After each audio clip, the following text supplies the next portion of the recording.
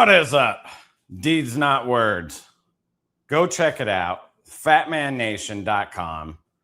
Get you a shirt, get you a beanie, donate some money. It all goes to our vets, our first responders. 100% of everything goes to Camp Freedom, who takes all of our vets and first responders outdoors to do fun, cool stuff. And, you know, especially our vets, but also our first responders too. They give a lot to keep our freedom, keep us safe, all that stuff. So, you know, they suffer from mental struggles. Go check out Camp Freedom. They help these guys get out of their shell and have some fun again. So thefatmannation.com. I got multiples of these shirts, so you'll see me wearing them all the time. Super comfortable. Go check them out. fatmannation.com. Unlocked Morphs. What's up, brother? What's up? Or sister. Oops, here I am highlighting comments because I'm wearing my dang gloves. And I'm still not sure if I'm sold on this whole center stage mode that follows me around. Let me know, Unlocked Morphs. There's kind of a lag behind it. But anyways, today we are talking about investment animals, the truth about investment reptiles. So first of all, for all you replay people, first of all, there's this whole mentality out there about treating animals, especially ball pythons, like a stock market. Like there's all this investment and you buy this $5,000 animal and you're going to turn that into $20,000 in a year or two. I mean, you can. I mean, it is definitely possible. I ain't going to lie to you, but more than likely it won't happen. We'll get into that. So something about an animal though. Animals, they eat, they get sick, they poop, they require constant care. I mean, ball pythons are pretty minimal on the care, but they are going to require care. It's not something where you just put your money in and come back in 2 years and it's magically worth more. In fact, the opposite is true. And there's no guarantees that project that you just invested in is even going to be worth anything by the time you get to breeding it and producing animals in there. In my opinion, and this has happened to me, that whole return on investment mindset will burn you out because you turn your focus from the care and the love of the reptiles over to money. And then it starts into like, if it don't make dollars, it don't make sense mentality. And it's no longer fun at that point.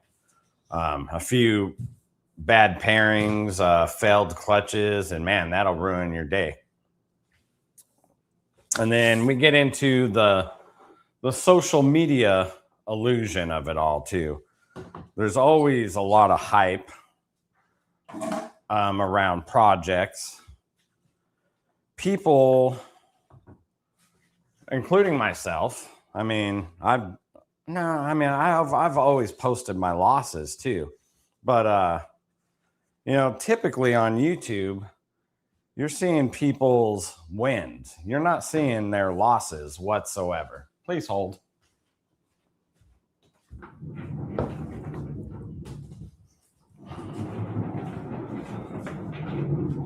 So the vast majority of YouTube and Instagram and everything else, you're going to see everyone's wins.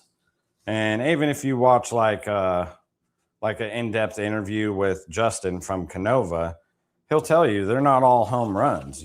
You're just seeing the winners. So every time you see somebody knock it out of the park, they probably had 100 fails to get to that one animal that made a splash. So don't get stuck thinking that you buy one animal and have a couple females and everything's going to be magic, because that's not the case.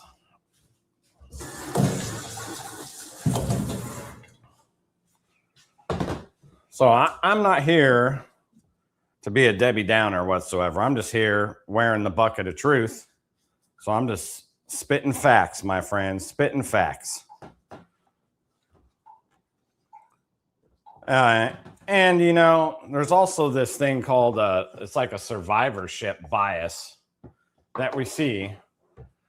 You see someone like Garrick DeMeyer, Ozzy, Justin, these people that have been around for a long time, Tom Barnhart, like those type of people that have been around for decades. And you think that it's all rainbows and unicorns, but you got to think how many people got in around the time those guys did and aren't here. Way more than those few names that I mentioned. So that's what I mean by survivorship bias. So you see these guys out here that's been doing it for decades and you think, oh yeah, I can do that. Yeah, maybe you can. Maybe you can.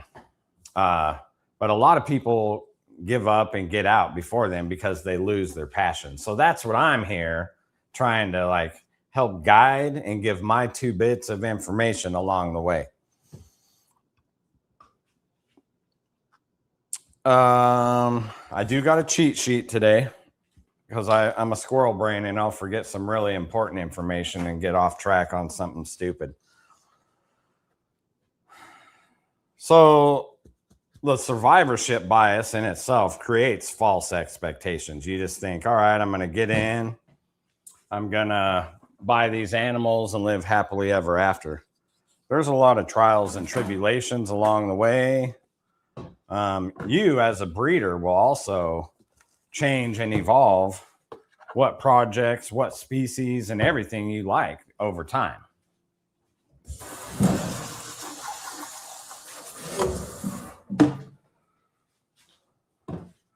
So find your projects that you like and stick with it. Market cycles. Every market has peaks and valleys. That's normal.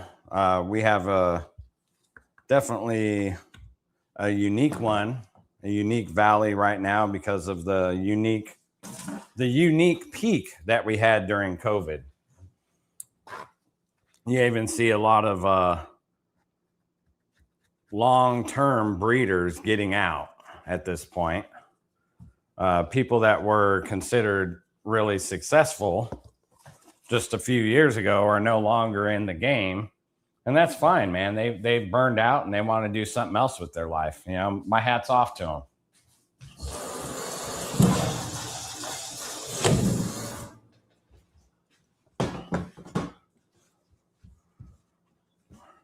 My hats are off to those people. Thank you for all the things that you did while you were here. I appreciate you. And that goes out to all the people that have done something cool and moved on with their life to do other things. Appreciate your time here. Appreciate your contributions. All right. So let me hit on the investment side a little bit more, though. So I have done investments, and I'll bring up a good example. I bought a Confusion spot nose yellow belly clown for $7,000 a few years ago. At the time, the market value was $10,000 on that animal. That was the worst investment that I ever did in my entire life. That animal never bred, never ate right. The person that has him now, Jamie, he just now locked for the first time when you could probably go buy that animal for $200. So don't put all your eggs in one basket when you're buying a powerhouse male. I've learned that. Always have a plan A, B, and C. And I'm salty over that one because I had a passion for Confusion in particular. That guy changed that. I don't ever want Confusion in my collection because of that. I'm a little salty over it. But I mean, that was all my eggs in one basket monetarily that year. That was my big investment. And I've never recovered from that, honestly. Luckily, I had other things going already that saved me and allowed me to still be here today, basically.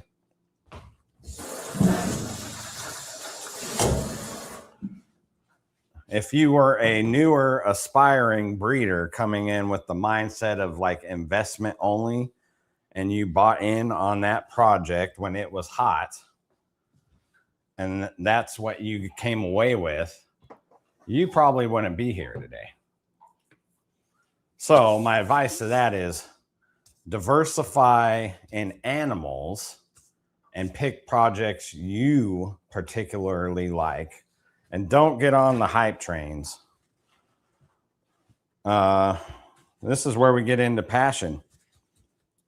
Your passion for your animals and your projects are what keep you cleaning tubs and survives through the slow sells. Like, I'm proof of that.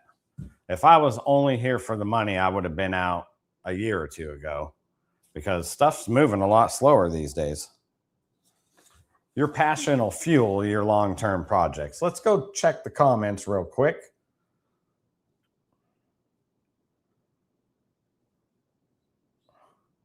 Yeah, unlocked morphs. It's like stalking me, and then it loses me. Come on, I'm over here. Good morning, Josh and Alicia.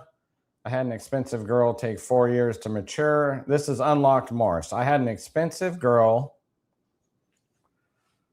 take 4 years to mature and lay eggs. It was a small clutch. Eggs ended up moldy and 3 died. Got 2 healthy ones, but neither were visual clowns. So can't count on anything. Yeah, that's where we get back into like, these are living animals and you're playing odds. Once you even get them up to breeding, you're playing the odds, assuming that they're going to eat, grow up, and breed in a timely fashion.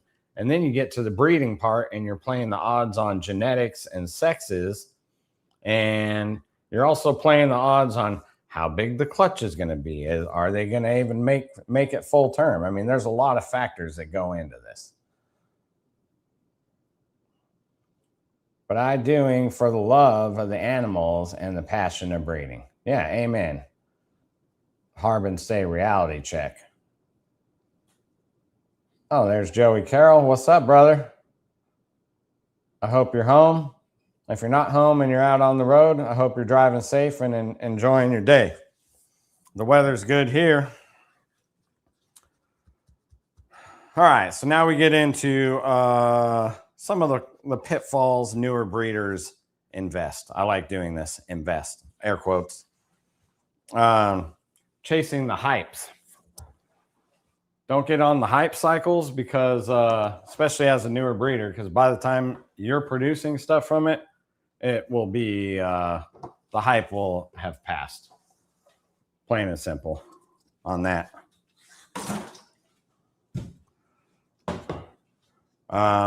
I touched on this a week or two ago, buying too much too fast. How about starting out, doing a year or two, getting up to size slowly and figuring out if you even like the day-to-day grind of taking care of animals. Like, I'm in here every Sunday cleaning, and I was here all Friday night, half of Saturday yesterday before I went out with the family, did complete tub swaps. So, I mean, this is a grind. I mean, day after day, week after week, month after month, year after year, the animals still need care. So why don't you figure that out before you invest too much too fast?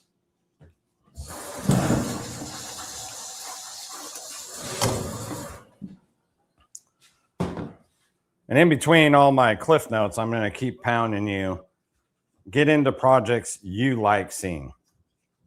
Something that you personally have a passion for, not the YouTube and Instagram verse. I mean, that stuff is so fickle. All right, so here's my notes I have. Chasing hypes, buying too much too fast, no long-term strategy. That goes into getting a whole bunch of stuff that doesn't even go with each other. Better to grow slow and intentionally. Yes, yes, yes. So we touched on all that. Oh man, this is one I always forget. Expensive does not equal valuable. So a lot of people ask me when they're getting in, once they've made first contact with me, they'll send me screenshots and links to animals. Like, what do you think? Should I buy this animal? And I could tell right from the gate that they're just shopping price high to low on Morph Market. Let me tell you, that's the wrong thing. Especially as a new person, not having a rack full of breeder females, like ready to rock and roll with something like that. So don't pick your projects based on the high price. Base your projects. There has to be a little bit of financial in there, but base it on what you like seeing. So don't shop high to low. You can shop high to low once you pick your project, but don't just go pick ball pythons or whatever your species is, click it on filter high to low and think, okay, this is the maximum I could spend on a snake. That's the one I'm going to get. You're doing it all wrong. I guarantee you're going to fail at that point. The market hype fades. Quality is better than the price tag. So we'll get into this in a minute, but I would rather spend a little bit more from a quality breeder that I know is going to be around in a couple of years in case the genetics are wrong or in case there's some abnormalities that hatch out from a clutch or something. Can we trace the lines back? To me, that's worth a lot. And then we'll just lightly touch on this. Everyone does it. I do it on Reptiles Unplugged. Shout out to Reptiles Unplugged. Go subscribe and follow on that YouTube channel as well. And I talked about this in the beginning. So, you know, all the animals have rodents, electric bills, shipping supplies. You get the occasional sickness, death. There's vet bills, all the time and energy you invest, which includes cleaning every single week. When you're picking your breeders to buy animals from and establish a relationship with, I highly suggest, you know, you can go off reputation. Reputation means a lot. Pick someone that's working your projects and start buying from them, not exclusively, but semi-exclusively. I have a small circle of people I buy animals from. I don't just go out and buy animals from just anybody anymore. And I would rather give my friend an extra $100 versus some auction where I never heard of that person, because if anything's wrong with that animal, there's a chance they're not going to be there. Where with somebody I have a relationship with, I know I'm going to be taken care of.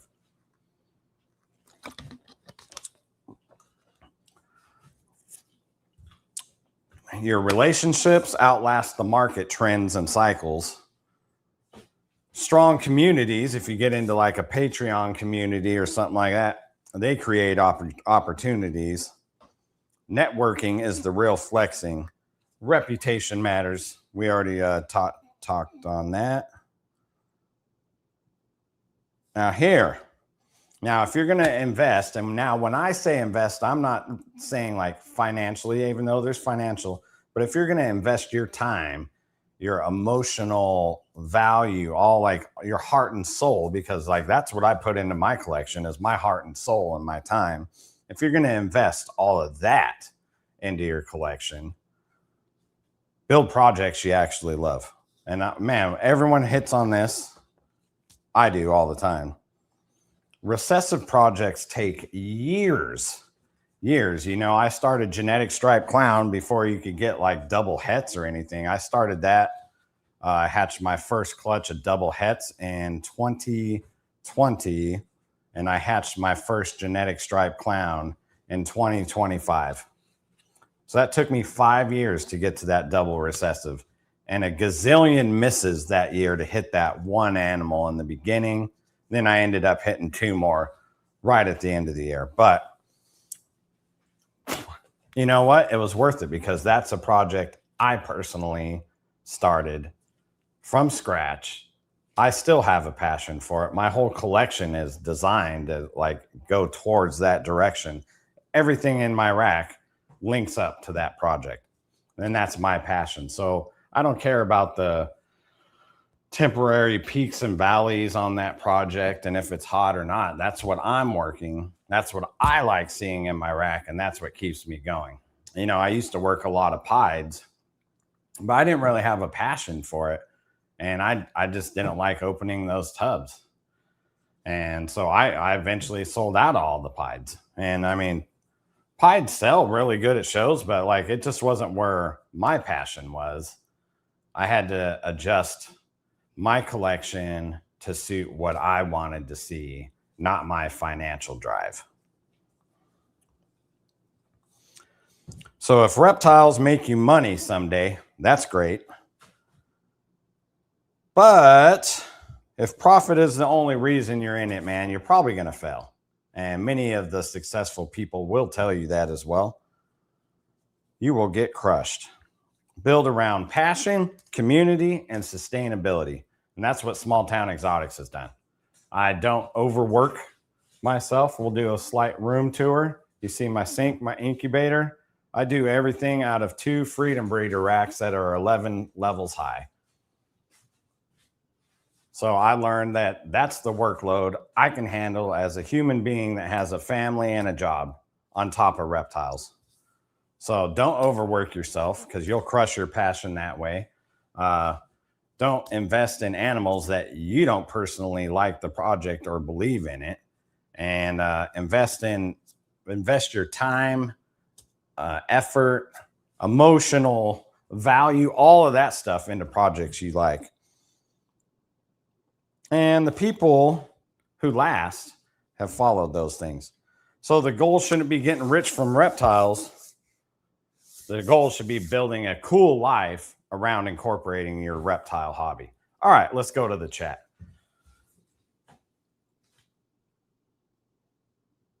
All right.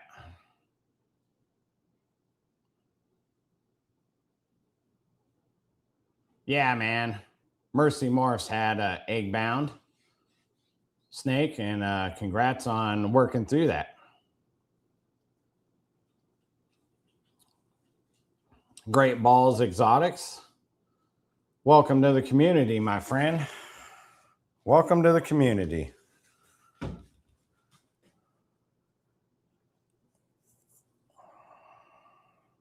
Shoot me a follow on Instagram, man, and then I'll follow you back. I'm trying to step away from the mic and I'm wearing it. All right. All right, let's see. I went really slow, started with hatchlings and grew them up and added animals slowly. Bought good deals that were great examples of the genes I like. See, that's good right there. Unlocked morphs, unlocked the secret early. Dickie Foster, what's up, brother? All right, guys. Well, I don't see any like burning desire type questions in there. I'm going to go ahead and log off. That'll wrap up this week's Bucket of Truth. For all you replay people, jump down in the comments. I'm sure I forgot something. I'm sure other people have different points of view. I'm just speaking from my own personal experience. I've done the financial investment side of things. I almost crashed and burned and I almost got out. That was 2023. Leopard geckos saved me. I learned to reignite my passion to a different species and focus on the love of the breeding and the projects. And then I transferred that back over to ball pythons and readjusted and sold off all the stuff that, you know, I just didn't have a passion for. And that's why I'm still here talking on the internet today and wearing a bucket on my head, but I still got a cool sign. So, yeah, so all the stuff I'm telling you is stuff I've learned from my personal experience. I'm sure there's other advices out there. And, you know, this advice would apply to people that are getting in with reasonable amounts of money and investing. Like if this is, if this doesn't apply to people that are like coming in looking to invest $1 million, like that's a whole different operation. You're like a commercial breeder right from the gate, building a facility, investing in top of the line projects and diversifying those. Like that's a whole different level of stuff. I'm just talking as a blue collar guy looking to make a little bit of a splash, have fun along the way, and having a hobby that will last you well into retirement if you want. That's where I'm coming from. All right, guys. Till next time, rock on.